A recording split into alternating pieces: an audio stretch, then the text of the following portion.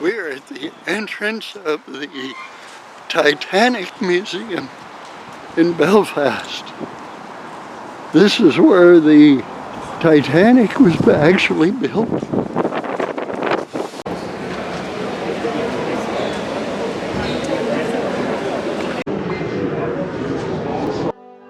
These are a bunch of still photos that I took depicting what the area looked like back during the days when it was being constructed. It was back in the early 1900s.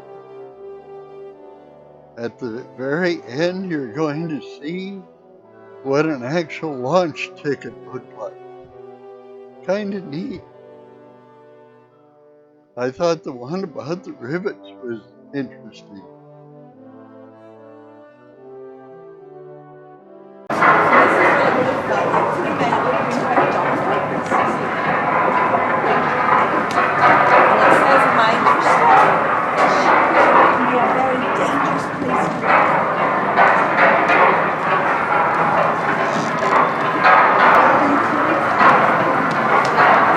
I was in the engine works for a while. Very well equipped it was. That's where we built the triple expansion engines. 2 of them, each as high as a 3-story house, right after work. I'd get scared working down in that double bottom. You only had candles for light. And the constant hammering against the shell plates. You could hear it all over Belfast. Some of those boys ended up stone deaf, so they did. We were paid 31 bob a week. The heater boy in Catchford at 16 bob. But we all worked the same 54 hours. This is where the actual ship was built.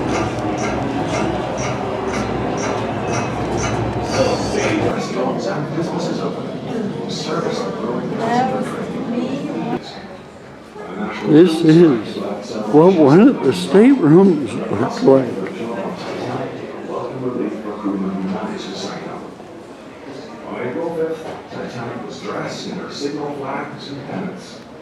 This was the first class cabin in the old Dutch style on the Titanic.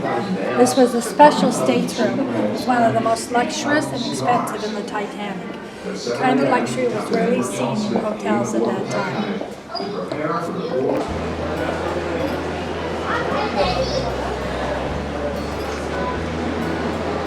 Like any good exhibit, we have to have a souvenir store.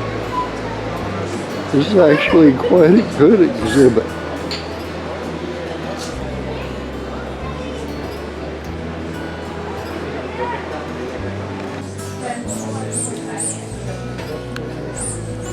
I'll get you.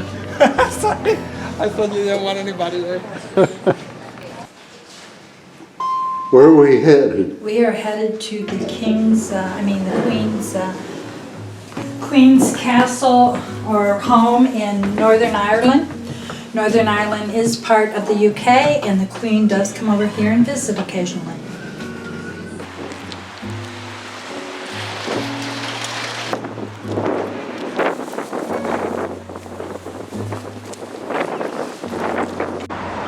It's sure nice to see flowers blooming. Hillsborough, quaint little Irish town.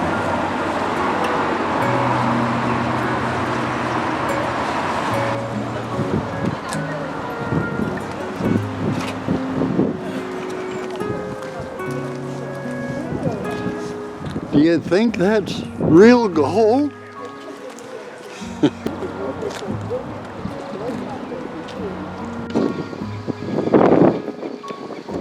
Truly quaint little home.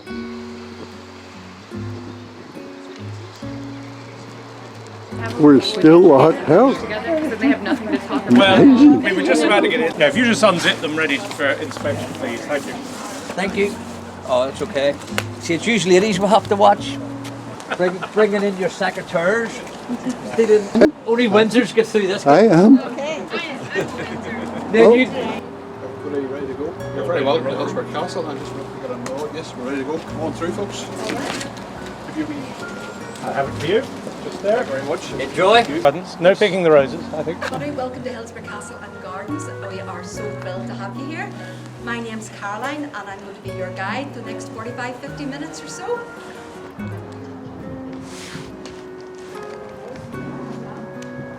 Watch out for loose mats and rugs on the floor. They can be a trip hazard for the unwary. We don't want anybody coming and fall. One lady who already had a fall, she's going to be today. And unfortunately, we don't have any. That was a very interesting tour. Unfortunately, we weren't allowed to take any pictures inside of the house. We'll take a walk around the gardens. We'll see This is where they park their buggies. what we can see.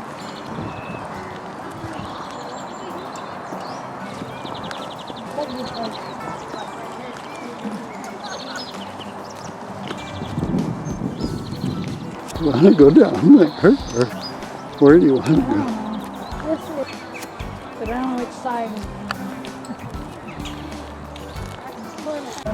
Through that, but we're going to be on the Mediterranean for like 7 days. Okay. Stopping at different ports. Oh, well, we're hoping that we are. How's that? Open them from Swiss. Yeah, Or like one area. Yeah, or if they're just Now down in to that wander water there, though you can't really themselves. tell, it's pretty shallow. There's a marked channel down the middle. I don't know if you can see the green and red channel markers there, but outside that it's very shallow indeed, and that's where a lot of the oyster beds. If you looked at the hydrographic office charts, the Admiralty charts, you would see that a lot of this is given over, and vessels are excluded, of course, and anchoring is prohibited because, of course, by anchoring you'll damage the oyster beds and the mussel beds.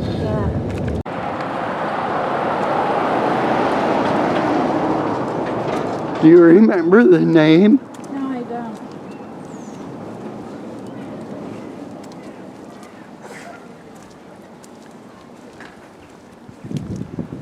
Anybody remember the name of the castle? He gave the name. I know he did, but I can't remember. He'll tell us when we get back on. Whatever the name of this town is what it's going to be. Let's go walk around the town and take a In the early 16th century. Documentary records of its weekly market survives from as early as 1258. Wow. This is an amazing little town.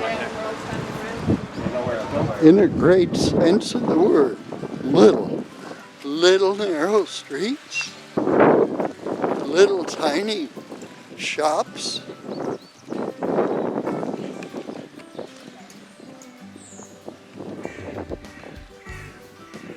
You can see how narrow the street is up through there. These streets are all so narrow, our tour bus could not come down through here.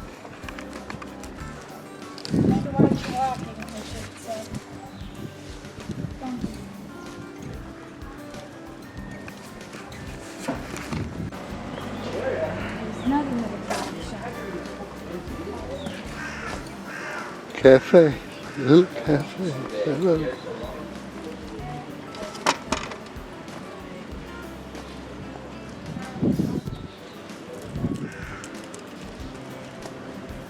Here is Mom Baker's little pub, little Irish pub.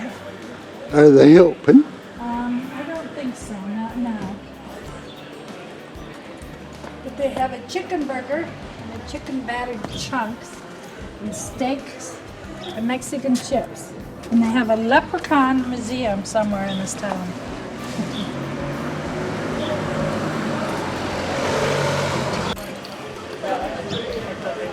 We went in there, They are. Yeah. bought a Coke.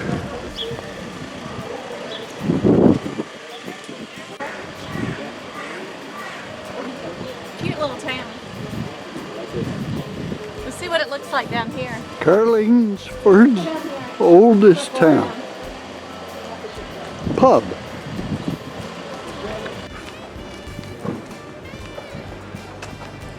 We are in Ireland.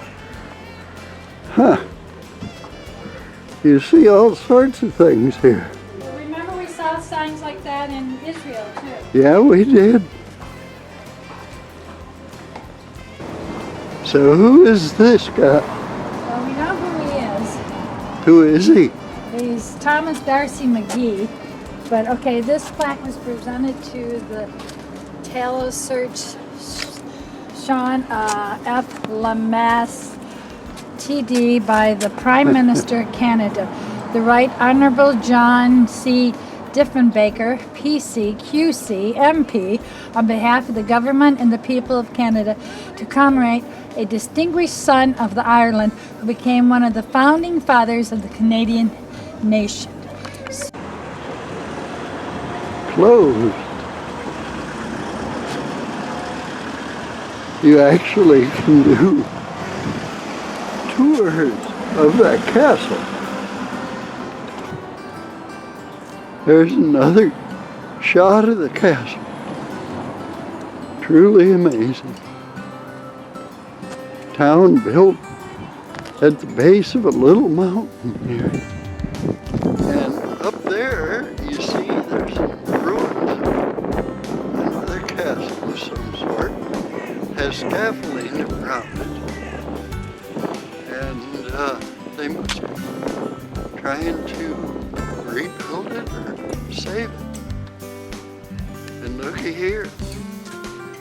Consumption of intoxicating liquor in a public place is prohibited. Maximum fine, 1,900 euros.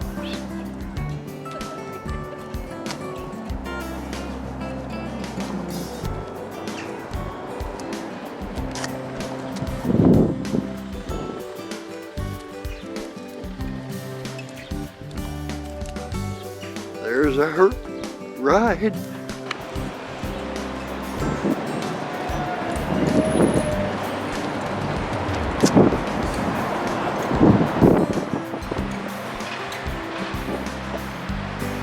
Dublin, Ireland.